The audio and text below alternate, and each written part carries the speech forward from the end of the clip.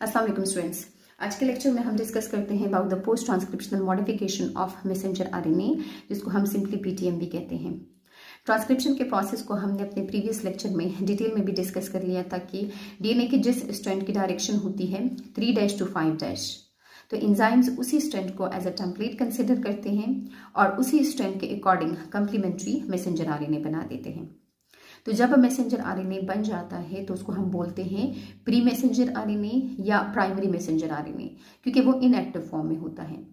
तो उसको active form में लाने के लिए उसमें कुछ चेंजेस करनी पड़ती है, जिसको हम पीटीएम कहते हैं। और चूंकि ये चेंजेस ट्रांसक्रिप्शन के प्रोसेस के बाद होती है, इसलिए हम इसको पोस्ट ट्रांसक्रिप्शनल मॉडिफिकेशंस कहते हैं।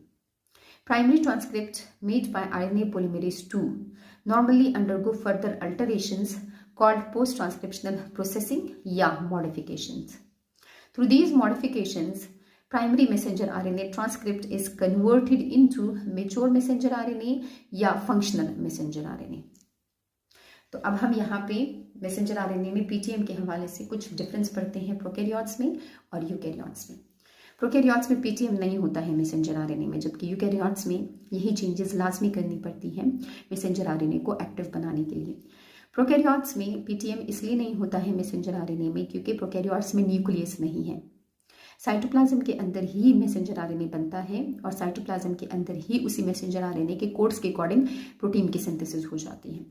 इसलिए प्रोकैरियोट्स में मैसेंजर आरएनए ट्रैवलिंग नहीं करता है, डिस्टेंस नहीं तय करता है किसी जगह से, वहीं पर बनता है और वहीं पर उसके कोर्स के अकॉर्डिंग प्रोटीन सिंथेसिस हो जाती है। और जो प्रोकैरियोट्स हैं वो तब मैसेंजर आरएनए बनाते हैं जब उनको प्रोटीन की ज़रूरत होती है, मतलब डायरेक्टली मैसेंजर आरएनए बन जाता है डीएनए से और डायरेक्टली ही उसको यूटिलाइज कर लिया जाता है प्रोटीन सिंथेसिस के लिए। तो मैसेंजर आरएनए वेट भी नहीं करता है in case of prokaryotes protein synthesis के लिए। जबकि अगर हम यूकैरियोट्स में देखें तो यूकैरियोट्स में मैसेंजर आरएनए न्यूक्लियस में बनता है और फिर वो ट्रैवल करेगा और फिर वो साइटोप्लाज्म में आएगा और साइटोप्लाज्म में फिर प्रोटीन की सिंथेसिस होगी। तो जब ये साइटोप्लाज्म में आएगा तो साइटोप्लाज्म के जो एंजाइम्स हैं वो इस मैसेंजर आरएनए को फॉरेन पार्टिकल कंसिडर करके इस पर अटैक कर सकते हैं।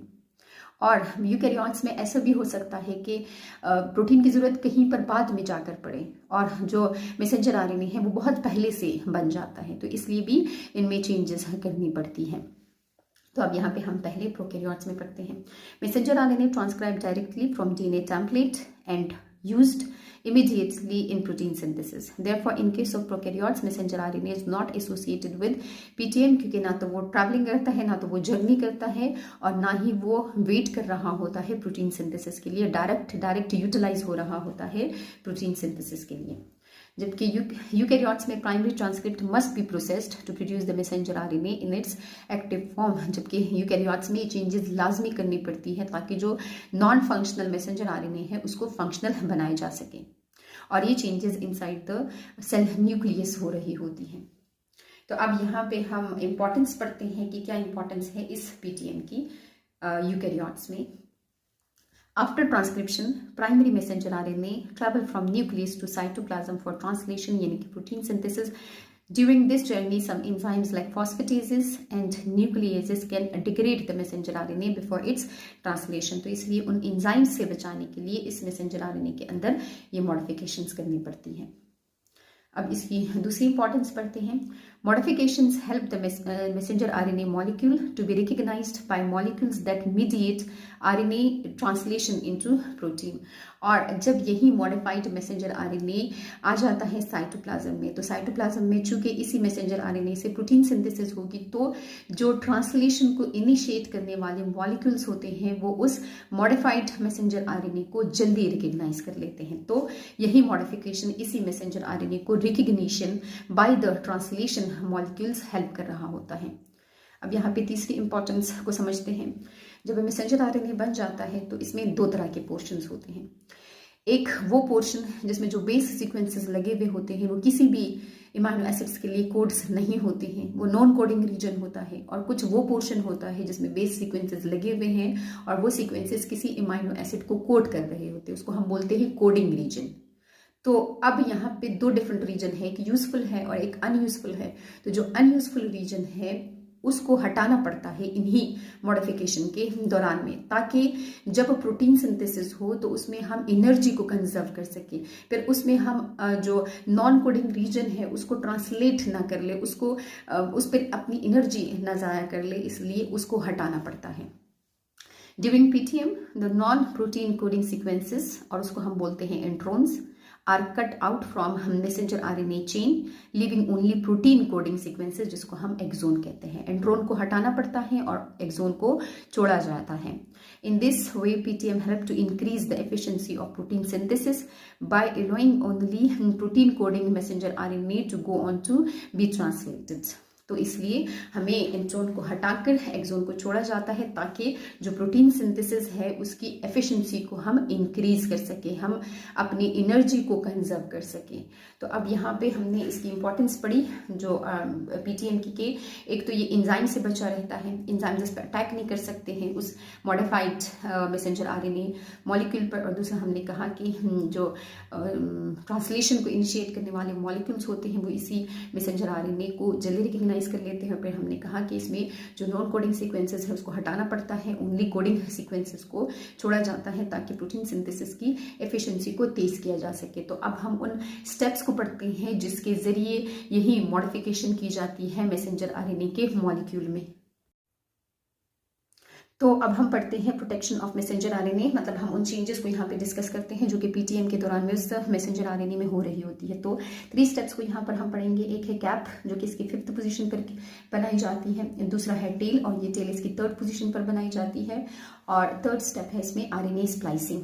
तो पहले स्टेप को डिस्कस करते हैं, that is cap. A cap in the form of 7-methyl GTP, यानी कि guanosine triphosphate, is added at 5th end of messenger RNA by its 5th end. जो प्री मैसेंजर आरएनए है उसके 5th एंड को protect किया जाता है by the addition of 7-methyl guanosine triphosphate. और ये जो guanosine ट्राइफॉस्फेट है ये अपनी 5th पोजीशन से इस मैसेंजर आरएनए के 5th पोजीशन के साथ लिंकअप हुआ होता है। तो इस बॉन्ड को हम कहते हैं 5-to-5 लिंकेज।